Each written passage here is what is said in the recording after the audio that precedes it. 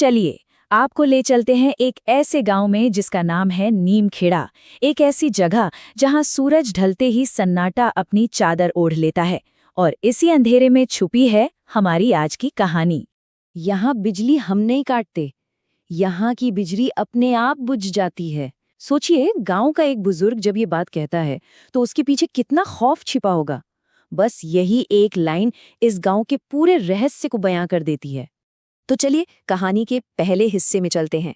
ये हिस्सा हमें ले जाएगा उसी डर में डूबे गांव की गलियों में, जहां एक नई ताजा उम्मीद एक बहुत ही पुराने श्राप से टकराने वाली है। और इसी गांव में एंट्री होती है समीर की, एक यंग एम्बिशियस इंजीनियर। उसका तो भाई एक ही मकसद है, गांव की बिजली की जो ये दिक्कत है ना, उसे जड़ से उखाड़ फेंकना। वो अपने साथ लाया है शहर की साइंस, शहर का लॉजिक। और यही से शुरू होता है असली टकराव। देखिए, एक तरफ है गांव वाले जो कहते हैं कि भाई ये गांव डर की आहट पर चलता है, और दूसरी तरफ है हमारा इंजीनियर समीर जो सोच रहा है अरे कोई तार ढीला होगा या ट्रांसफार्मर पुराना हो गया होगा, मैं देख लूंगा।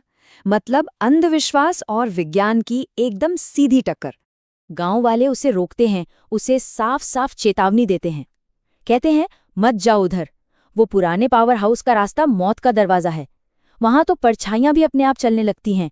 उन्होंने उसे उस भूतहा कुएं के बारे में भी चेताया, लेकिन समीर, उसने सब अनसुना कर दिया। समीर को तो यही लगा कि ये सब गांव वालों के बहाने हैं, आलस है इनका। उसने अपनी शहरी घमंड में उनकी सारी बातों को सिरे से खारिज कर दिया और तय कर लिया कि वो अकेले ही इस प्रॉब्लम को सॉल्व करेगा। और बस यही एक फैसला उसे एक बहुत ही भयानक रास्ते पर ले जाने वाला था।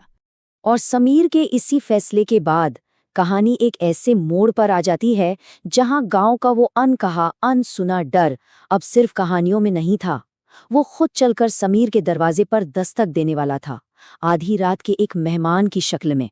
तो अब सीन ये है कि समीर अपने क्वार्टर में अकेला है, रात का गहरा सन्नाटा, और उस सन्नाटे में घुलती अजीब अजीब आवाजें।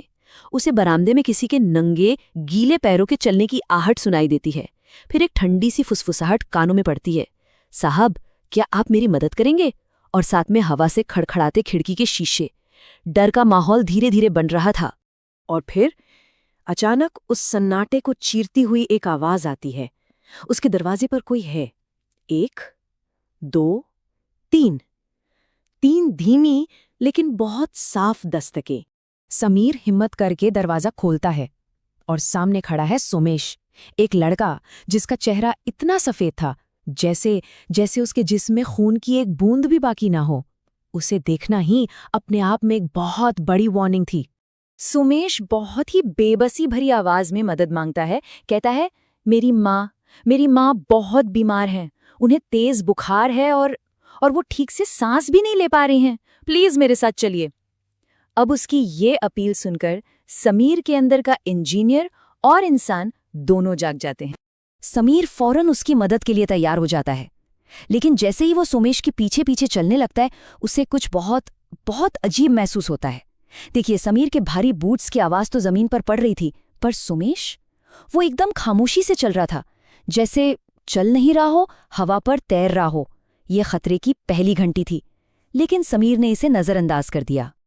और वो दोनों उस अंधेरी रात में चलते जाते हैं जब तक कि वो अपनी मंजिल पर नहीं पहुंच जाते। एक ऐसी जगह जिसे सिर्फ एक ही नाम दिया जा सकता है, धोखे का घर। उनकी मंजिल एक पुराना खंडहर जैसा घर था, और उस घर से एक बहुत तेज सड़न की बदबू आ रही थी। ऐसी बदबू जैसे कोई चीज महीनों से अंदर पड़ी पड़ी सड़ रही हो। समीर अंदर जाता है और वहां का मंजर तो और भी ज्यादा खौफनाक था। एक खाट पर एक बूढ़ी औरत लेटी हुई थी। उसकी स्किन एकदम राख जैसी और नाखून लंबे और काले। पर सबसे डरावनी बात ये थी कि सोमेश, जो उसे यहां तक लाया था, वो गायब हो चुका था।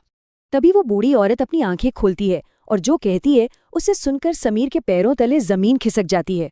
वो कहती है, अब दवाइयों का वक्त गुजर चुका है बेटा, अब तो सिर्फ हिसाब का वक्त है।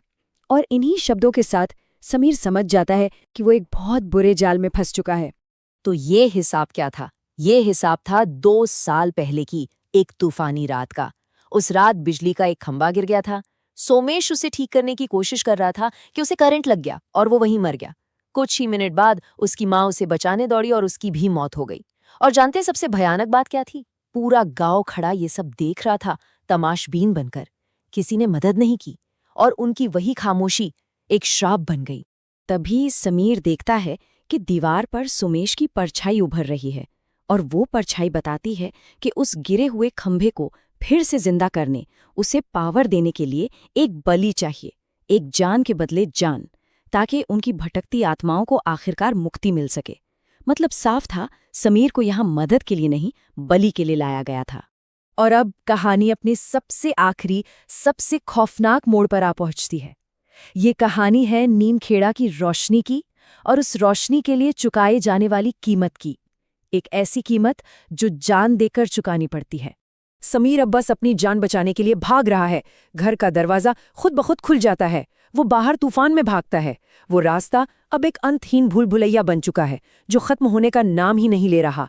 वो भागता है और भागते भागते आखिरकार उसी बदनाम भुताहा कुएं के पास पहुंच जाता है। उसे लगा शायद वो बच गया, लेकिन ऐसा था नहीं। उस कुएं पर उसका बचाव नहीं, बल्कि उसका अंत लिखा था। जैसा कि कहानी में कहा गया है, इस कुएं ने एक और बलि ले ली। तो नतीजा क्या हुआ? नतीजा ये हुआ कि अब उस भुताहा रास्ते पर 2 नहीं, बल्कि 3 परछाइयां भटकती हैं। समीर की आत्मा भी अब उन्हीं का हिस्सा बन चुकी है और वो तीनों मिलकर अपने अगले शिकार का इंतजार कर रहे हैं। और ये कहानी हमें एक बहुत ही परेशान करने वाले सवाल के साथ छुड़ जाती है। वही सवाल जो सुमेश की परछाई ने पूछा था, क्या खामोश रहना भी एक जुर्म है? और ये सवाल सिर्फ नीमखेड़ा गांव के लिए नहीं है, ये हम सबके लिए है।